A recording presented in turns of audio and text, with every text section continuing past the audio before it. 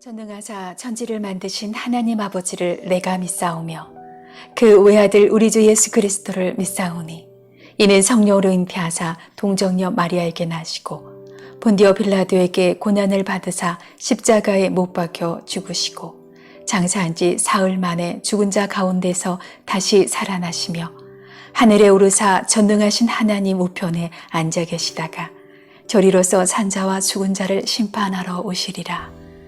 성령을 믿사오며 거룩한 공예와 성도가 서로 교통하는 것과 죄를 사하여 주시는 것과 몸이 다시 사는 것과 영원히 사는 것을 믿사옵나이다. 아멘. 주를 위한 이곳에 예배하는 자들 중에 그가 찾는 이 없어 주님께서 슬퍼하시네.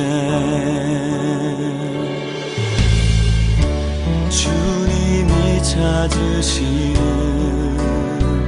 그 한 사람 그 예배자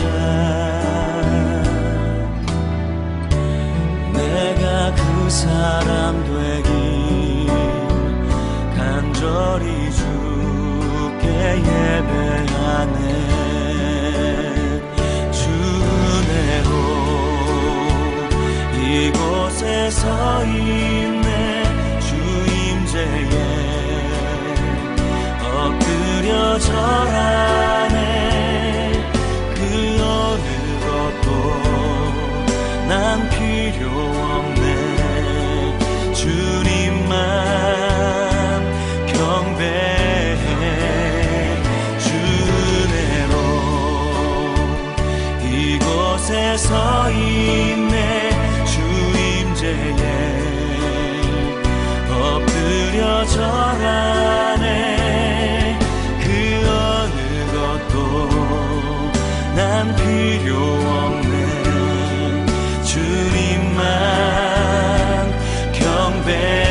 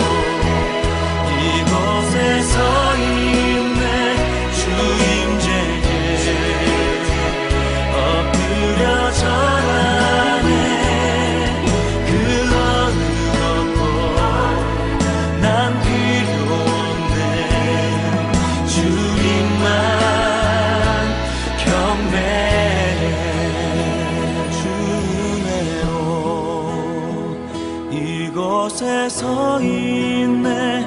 주 임재에 엎드려 절하네. 그 어느 것도 난 필요 없네. 주님만 경배해. 그 어느 것도 난 필요 없네. 주님만 경배해.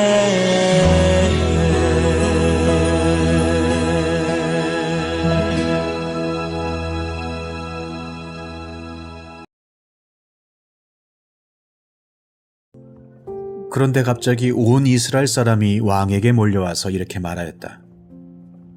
어찌하여 우리의 형제인 유다 사람들이 우리와 의논도 없이 임금님을 몰래 빼돌려 임금님과 임금님의 가족과 다윗 왕의 모든 신하를 모시고 건넜습니까?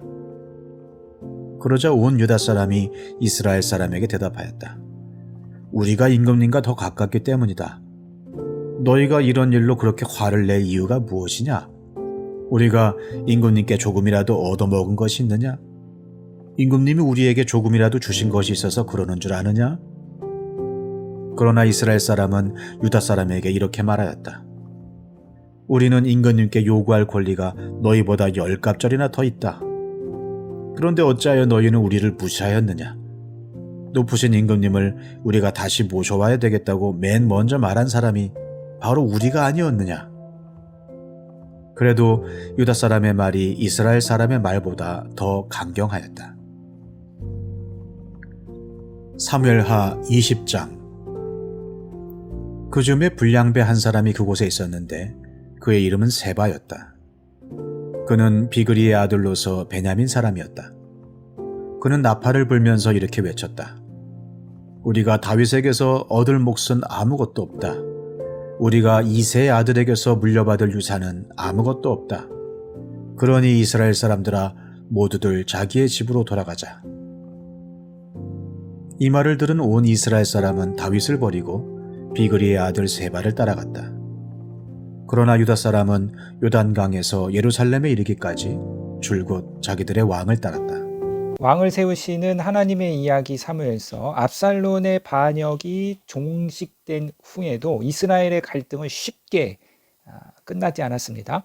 이처럼 내라는 깊은 분열을 남기는데요. 6.25 전쟁 이후 우리는 세계에서 유일한 분단 국가로 여전히 남아있고, 지난 12월 3일 계엄 이후 대한민국은 극한의 이념 대립을 겪고 있는 중입니다. 자, 베냐민 지파를 포함한 북쪽의 10지파와 남쪽의 유다 지파가 다윗을 다시 궁으로 모셔오는 일에 갈등을 일으켰습니다. 다윗을 궁으로 모셔오는 일에 유다가 다른 지파와의 협력 없이 그냥 독자적으로 이 일을 주도했고, 이에 북쪽의 지파들이 소외감을 느끼고 불만을 토로했습니다. 이러한 갈등 속에서 세바의 반역이 일어났는데요. 자, 내란으로 인해서 나라의 분위기가 어수선한 상황에서 유다와 북쪽 지파들의 분열이 심각해졌고, 이 상황에서 불만이 쌓인 북쪽 사람들의 심기를 더 자극하는 사람이 있었는데요. 이스라엘의 초대 왕 사울을 배추했던 베냐민 지파에 속한 세바였습니다. 그는 다윗의 집에 불만을 품은 사람들을 선동해서 반역을 시도했죠. 이 세바의 반역은 다윗의 통치 아래서도 여전히 지속되고 있는 이스라엘의 뿌리 깊은 지역 감정의 실태를 잘 보여주고 있습니다. 이 지역 감정은 인간 사회에서 만연하고 있는 아주 보편적인 모습이지요. 자, 인간은 본능적으로 집단 생활을 추구합니다. 그러니까 집단에 소속되어야 인간은 누구나 행복한 감정을 느끼고, 이 소속감이 인간이 느끼는 본능적인 추구하는 욕구이고, 또 집단에 소속되어야 어떤 생존과 안녕에 유리하기 때문에 인간은 진사회적인 존재이다. 자, 그런데 이렇게 집단이 일단 형성되면 그 집단의 이익을 추구하게끔 마련인 거죠. 자신들의 집단의 이익을 우선시하게 되고 외부와의 경계를 짓는 어떤 집단주의, 집단 이기주의의 방향으로 가는 것이고, 이것이 이제 지역주의인데요. 자, 이런 지역주의를 극복해야 하는 사람들이 바로 교회와 성도입니다. 사람들 사이에 혐오와 배제와 차별과 억압과 이기주의와 경쟁을 극복하여서 다 함께 잘 사는 포용과 관용과 용서와 연합을 이루어내는 것이 교회와 성도입니다. 이방인 성도와 유대인 성도의 연합을 위해 부단히 애를 썼던 사람이 바울이지요. 자, 그렇다면 오늘날 교회가 과연 샬롬을 추구하고 있는가? 연합과 포용을 추구하고 있는가? 자, 믿지 않는 세상 사람들이 봤을 때 교회를 어떻게 바라보고 있을까? 교회가 연합과 포용과 사랑과 용서가 아니라 오히려 교회가 이 사회의 분열과 혐오와 배제에 앞장서고 있는 것은 아닌가? 자, 우리가 고민해 볼 필요가 있습니다. 자, 사무에서는요, 오늘 반란을 일으킨 세바를 1절에 20장 1절에 불량배로 표현하고 있는데요. 이 불량배라는 표현은 앞서 사무엘서에 몇 번 등장했습니다. 첫 번째로 엘리의 아들들, 제사장 엘리의 타락한 아들들을 불량배라 명했습니다. 이 아들들은 하나님께 바치는 제물을 사적으로 유용하고 성막을 지키는 여인들을 범한 자들이고, 자, 두 번째로 사울이 왕으로 취임했을 때에 반기를 들었던 사람들을 불량배라 말하고 있고요. 세 번째로 어린 서근자 나발을 불량배라고 말하고 있습니다. 다윗이 광야에서 상당한 부를 소유했던 나발과 나발의 목자들과 그 양떼를 지켜주었습니다. 그래서 양털 깎는 날, 잔치의 날, 명절의 날에 다윗이 우리가 함께 즐거움을 지키자. 내가 너를 지켜주고 보호해 주었으니까 음식을 나누어 줘서 좋은 날 함께 즐기자 했더니 나발이 이런저의 거절을, 내가 주인 잃어버린 개까지 시중을 들어야 되느냐고 모욕을 줬죠. 이를 이제 성경은 불량배다. 또 다윗의 부대가 이제 아말렉을 소탕하고 돌아오는 길에 중도에 이제 힘들어서 낙오했던 사람들, 함께 싸우지 못하고 짐을 지켰던 사람들에게 너희는 우리와 함께 싸우지 않았으니까 전리품을 함께 나누어 주지 말아야 된다고 말했던 사람들을 이제 불량배라고 명하고 있습니다. 불량배는요, 한마디로 자기의 이익만 추구하는 사람들, 지독한 이기주의, 사리 사욕만 추구하는 사람을 사무엘서가 이제 불량배라고 명하고 있습니다. 나라가 어떻게 되든 말든, 나라가 두 쪽이 나든 세 쪽이 나든, 나라가 팔려가든 뭘 하든 친일을 해서라도, 나라를 팔아서라도, 뭘 해서라도 어쨌든 자기의 유익만 추구하는 사람, 불량배입니다. 세바가 불량배죠. 지역 감정을 부추기는 거예요. 사람들을 선동합니다. 다윗이 우리 해준 거 있냐? 우리가 다윗 밑에 있어봤자 다 유다 지파 사람들이 다 헤쳐먹고 우리는 아무것도 할 수 없다라고, 명분은 그렇지만 그 목적은 자기의 권력을 추구하는 것이고, 자기가 왕이 되겠다는 것이고, 자기의 사리 사욕을 추구하는 거예요. 나라를 지킨다. 나라가 망하게 생겼다라는 명분으로 광화문에 모여가지고 수많은 사람들을 모여서 집회를 하는데, 그 이면을 보니까 많은 이권이 개입되는 거죠. 알뜰폰, 그 지분의 60%가 목사의 딸인 거예요. 교회 성도들에게 알뜰폰을 해야 됩니다라고 권면하는 게 아니라 이것은 명령입니다. 이 명령을 따르지 않으면 제가 생명책에서 지워버리겠습니다. 그 아들이 또 쇼핑몰을 한다는 거예요. 광화문몰. 이래서 광화문에서 집회하는 사람들한테 또 홍보하고 판매하고, 선교 카드를 이제 가입시키는 거죠. 신용카드, 체크카드인데 사용하면 0.23%의 그 수수료가 이제 이렇게 온다는 거예요. 그래서 한 6개 정도의 이런 수입 사역이 있고, 그 6개의 수입 사역을 하겠다는 그거를 받아오면, 500명을 그렇게 받아오면 그 사람에게 이제 연금을 100만 원씩 주겠다.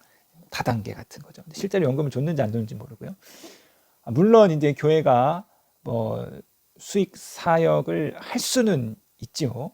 근데 중요한 거는 그 내역이 투명하게 이제 공개가 잘 돼야 하는 거죠. 수입 사역을 해서 교회의 목적에 맞게끔 선하고 좋은 일에 사용하면 그것은 크게 비판받을 일이 아니나, 그러나 만약 그렇지 않다면, 나라를 지킨다는 명분으로 많은 사람들을 모았으나 결국 그 이면에는 자기의 이익을 추구하고 자기의 어떤 권력을 추구한다면, 많은 사람들을 선동해서 자기의 이익을 추구한다면, 이것은 성서가 말하고 있는 불량배와 다르지 않습니다. 성도님들 이제 교회에 헌금 헌신적으로 하십니다. 교회에 헌금을 내가 교회에 돈 낸다가 아니라 하나님께 헌금한다, 이 믿음으로 성도님들이 헌금을 하시는 거죠. 믿고 헌금을 하는 거죠. 믿고 하나님께 드리는 헌금이다. 우리가 그렇게 믿고 헌금을 하는 것이 맞으나, 그러나 그럼에도 불구하고 그 헌금이 어떻게 잘 쓰이는가 관심을 가지고 지켜볼 필요가 있다.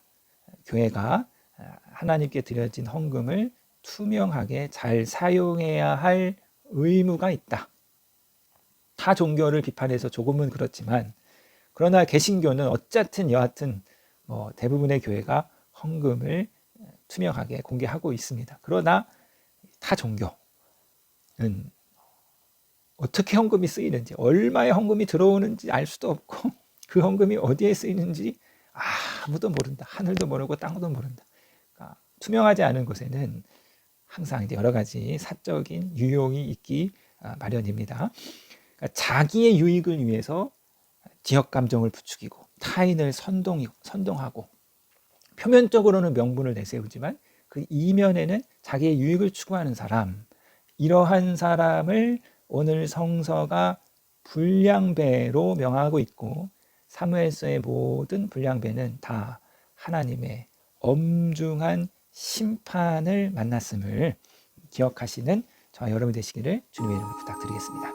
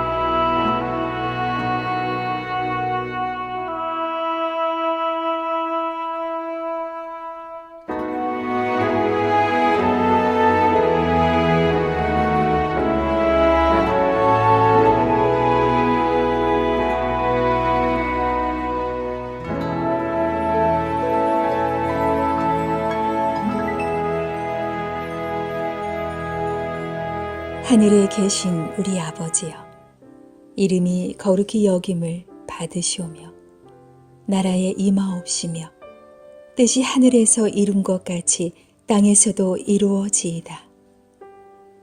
오늘날 우리에게 일용할 양식을 주옵시고 우리가 우리에게 죄 지은 자를 사하여 준 것 같이 우리 죄를 사하여 주옵시고 우리를 시험에 들게 하지 마옵시고 다만 악에서 구하옵소서.